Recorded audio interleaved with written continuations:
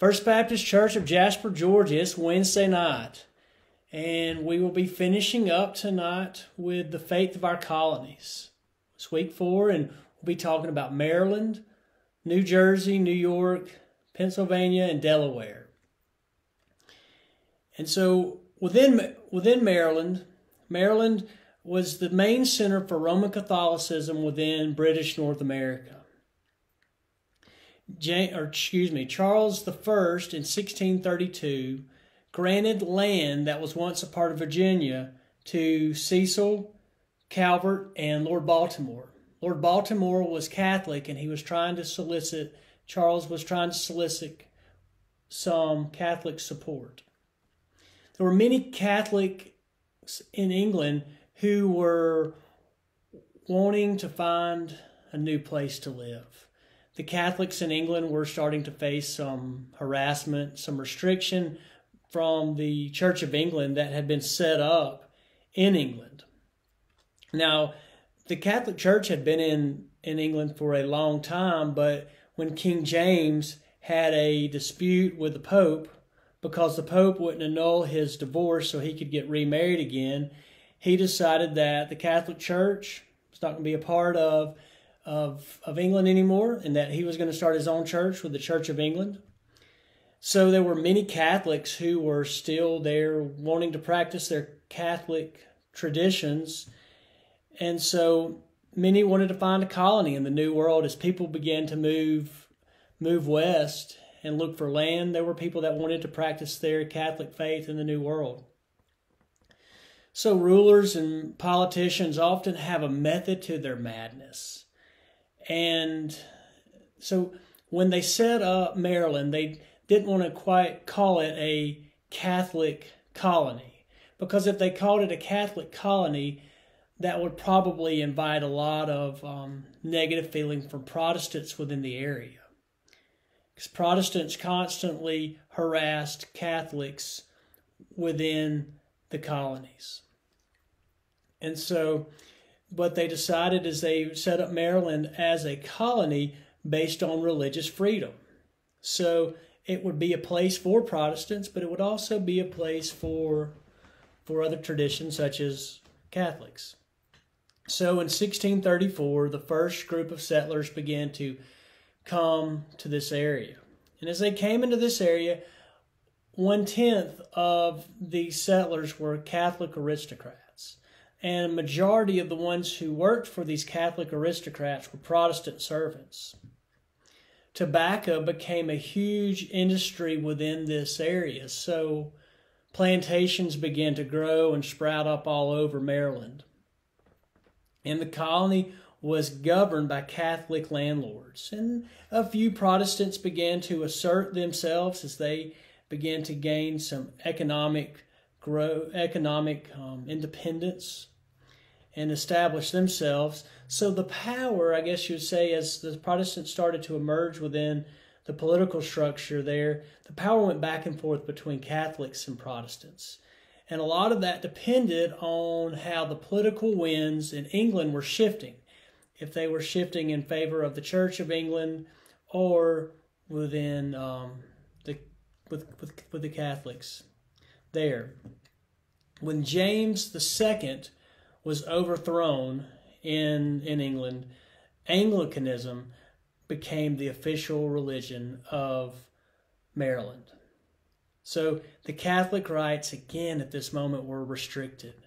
And so many Catholics began to flee to what was going to become Pennsylvania to find some place where they could practice their faith without facing harassment from Protestants or other groups.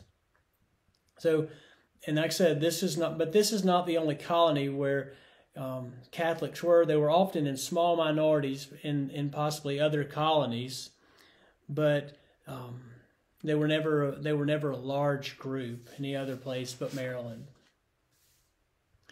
So Pennsylvania and Delaware, these were not colonies that were set up for religious refugees at first. But these colonies began to emerge to have many different faith traditions. William Penn was a man that set up Pennsylvania. And it set him up for a place that was going to be tolerant of different religious backgrounds. But William Penn was a Quaker, and he set up the Quaker tradition, and it became huge within this area. Delaware once was a part of Pennsylvania, and you could see Penn's influence because Quakerism grew within Delaware, and it became a colony in 1701. So now New Jersey, it was kind of divided. You had East New Jersey was a place that adhered to strict New England Puritanism. So from the Northeast influence, it kind of moved into that area to East New Jersey, and you see this where there's not a lot of religious freedom. Now West New Jersey was different. It was a place for a lot of Quakers and many other religious traditions. A lot of tolerance was practiced there. There were a lot of Quaker aristocrats that began to emerge within this area, but they began to use slave labor. And as they used slave labor, that they began to cause a strain within the Quaker community because there were a lot of Quakers who did not believe in slavery. New York was colonized by the Dutch, by the East India Company that was headquartered in Manhattan. And with that company brought the Reformed Church was set up. The Reformed Church, when we say Reformed, that kind of centers around Calvin and Zwingli, that tradition of what we would now, which is Calvinism, in what you would think of in the modern day now Presbyterian type of faith tradition. The British got a hold of the colony in 1664, and they brought the Church of England there, and a mass migration of colonists from England began to come in and began to practice the Church of England, that tradition. So, as you see all these different areas, you find uniformity in the Northeast of Puritanism.